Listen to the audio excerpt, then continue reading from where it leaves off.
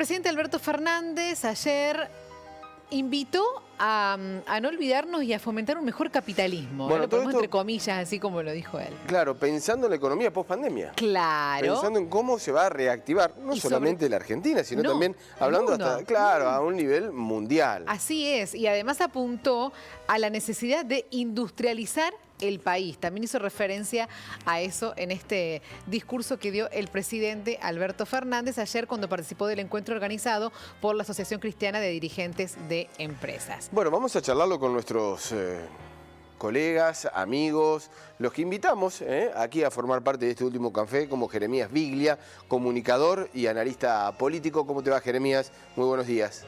Hola, muy buenos días. Bien. Muchas gracias por la invitación.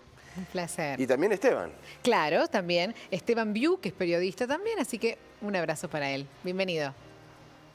Buenos días, ¿cómo andan? ¿Qué tal? Bueno, lo primero que hay que decir, ¿hay un mejor capitalismo, Jeremías? Claro, ¿qué sería un mejor capitalismo? La verdad que es una frase que hay muchísimas disciplinas que permiten establecer diferentes puntos y perspectivas de análisis y además comparaciones, ¿no?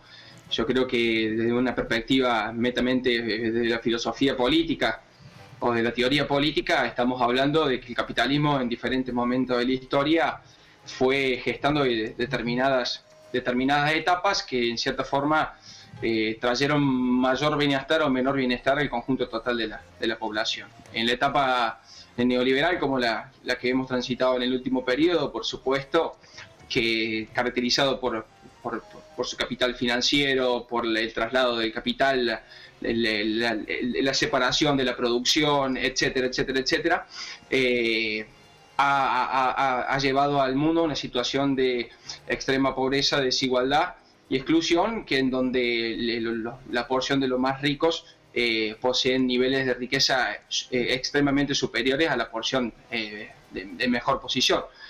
No obstante, en este caso creo que lo más interesante es hacer un análisis político de esta frase en el contexto en el que emerge y sobre todo pensando también en esta necesidad de reconfiguración de la figura o de lo que podríamos denominar el albertismo, ¿no? Pareciera ser que estamos, no es que pareciera ser, estamos en un contexto social y político caracterizado por la extrema polarización política, que en el caso argentino esto ha hecho, en términos de resultados políticos, fortalecer a la figura de Cristina Fernández de Kirchner y a Mauricio Macri, tanto representante como uno de los dos polos. Y creo que en estas configuraciones heterogéneas, tanto en el gobierno y en la oposición, Alberto Fernández desde el primer momento ha buscado equilibrar desde lo ideológico y desde lo político, y creo que también ha tenido, él se autodenominó como un liberal progresista de la capital federal en un principio, y ha intentado tener un mensaje pro inversión privada. Y creo que en el contexto en el que se da, el mensaje que está directamente direccionado a buscar un equilibrio en las posiciones dentro de la propia coalición gobernante, en un mensaje hacia los mercados, en un contexto de renegociación con la deuda externa, y en esta necesidad de volver a poner sobre la mesa lo que podríamos llamar el albertismo, que ante los hechos de las últimas semanas o durante la crisis hacia ahora, vimos que la polarización política se volvió a implantar como estrategia de construcción que pareciera ser más beneficiosa para cada sector político más que para el conjunto total del país. Claro, bueno, relacionado con lo que vos estás diciendo, Esteban, viste que ayer en el discurso el presidente se preguntaba, y él lo dijo así, que se pregunta por qué la pandemia pudo desmoronar imperios económicos. Y según el presidente es porque se olvidaron lo mejor del capitalismo, ¿no? Haciendo alusión a lo que vos estabas diciendo, Jeremías, pero ¿cómo lo ves vos, Esteban, también a esto? A estas frases y a esta forma de verlo del presidente. Me parece que, retomando la primera pregunta, hay un mejor capitalismo. La pregunta es si hay un buen capitalismo. Sin duda es que hay un mejor capitalismo, sobre todo que del último que tuvimos en los últimos 4 o 5 años del país, que puso el foco, puso la inversión privada, se centró en la especulación financiera, en la entrada de capitales golondrinas, en invertir en las LEVACs, en liquidar las LELIQs. Entonces, me parece que hay algo de razón en lo que dice Alberto Fernández. Necesitamos un mejor capitalismo. Necesitamos un mejor capitalismo, además, no porque nosotros lo pensamos. Necesitamos un mejor capitalismo porque por lo que dicen todas las encuestas, la CEPAL, que es un organismo financiero de América Latina, dice que después de la pandemia se van a perder en América Latina casi 12 millones de puestos de empleo.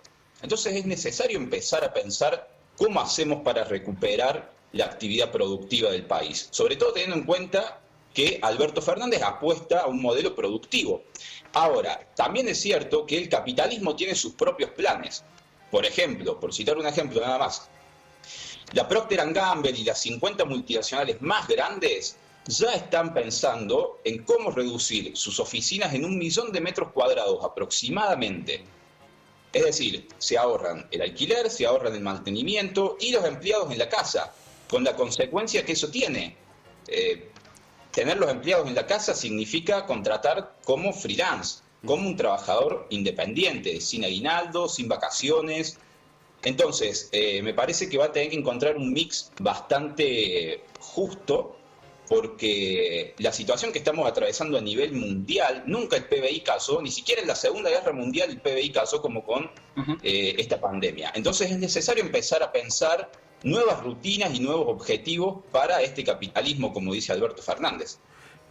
Jeremías, esta pandemia ha revolucionado, cuando hablo de revolución digo de cambios profundos, muchas situaciones que parecían ya establecidas en la vida cotidiana, en las relaciones. ¿Podrá cambiar un modelo económico que se ha impuesto en la mayoría del global, con matices obviamente, pero ¿podrá hacerlo cambiar?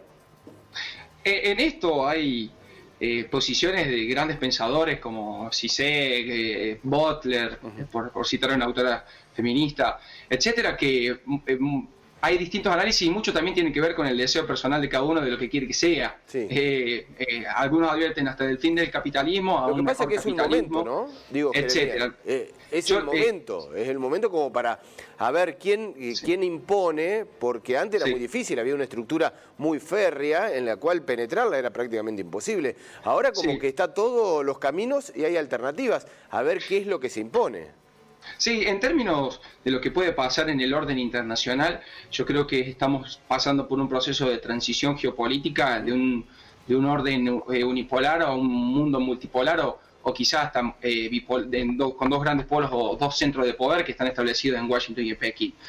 Donde teníamos una situación de desacople en cuanto a lo que hace las cadenas de producción, en el cual al funcionamiento del comercio internacional, que en cierta forma venía siendo parte de una estrategia por parte del gobierno de los Estados Unidos, en cierta forma de romper con esas cadenas de acoplamiento que tiene el gobierno chino. En cierta forma, como la pandemia quizá, o la post-pandemia puede ser una incrementación de esa estrategia. Hay varias estrategias que en los países ante la crisis pueden elegir o cooperar o confrontar.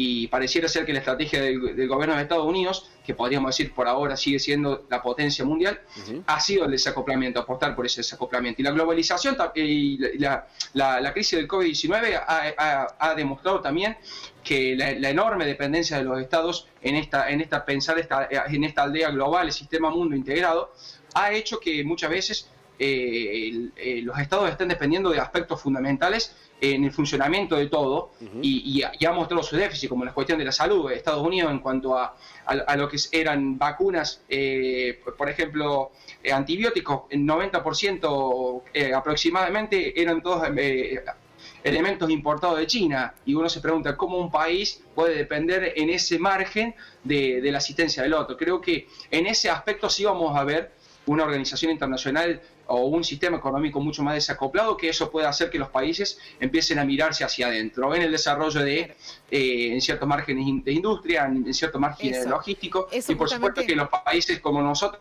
con menos niveles de infraestructura y menos niveles de inversión, es mucho más complejo aún. Bueno, pero sí creo que es una posibilidad para rediscutir un nuevo rol del Estado, que ha sido el elemento configurador, o se retornó como elemento configurador en la administración de esta situación de crisis, ¿no? Porque en todo el mundo, las instituciones internacionales no funcionaron como deberían haber funcionado. Y ahí en todo el mundo, digo, lo del rol del Estado, Mercedes. Bueno, y por eso justamente ahí está la necesidad que decía el presidente de apuntar a industrializar el país y fortalecer y potenciar las fortalezas de cada uno de los países, en este caso la Argentina, y hablaba del sector agropecuario, ¿no, Esteban?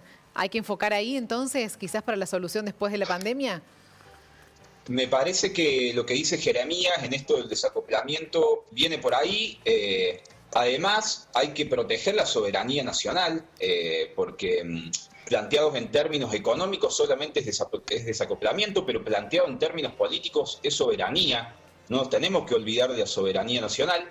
Entonces, me parece que sí, que los planes post-pandemia van a venir por potenciar la industria del país, todas las industrias, potenciar la manufacturera, la que produce bienes tangibles, y tratar de llegar a un acuerdo con el sector agropecuario para que tanto el Estado como los productores puedan tener una perspectiva a futuro, de largo plazo, de inversión, de empezar a pensar un modelo nacional que se acople a la economía mundial y no como acoplamos la economía mundial a la estructura casi desvencijada de nuestra economía, porque se suceden los gobiernos y uno apuesta a la industria nacional, el otro apuesta a la especulación financiera y nunca se termina de desarrollar. Esa es la puja más histórica que tenemos como país. Entonces me parece que sí, que viene por ese lado. Bueno, habrá que esperar, ¿no? Hay mucha incertidumbre con lo que va a suceder a nivel de economía, a nivel mundial, para hacia dónde van a mirar las potencias, cómo van a encajar todas las otras economías y dónde va a estar la Argentina allí. Y como decíamos, hay muchas instancias todavía para resolver. Es apenas comenzar a tirar del hilo para ver qué es lo que hay detrás de todo esto. Muchas gracias, Jeremías y Esteban, por compartir este último café. Un gusto. Gracias, que tengan buena semana. Por favor, Igualmente, gracias un fuerte abrazo. a los Hasta dos. luego.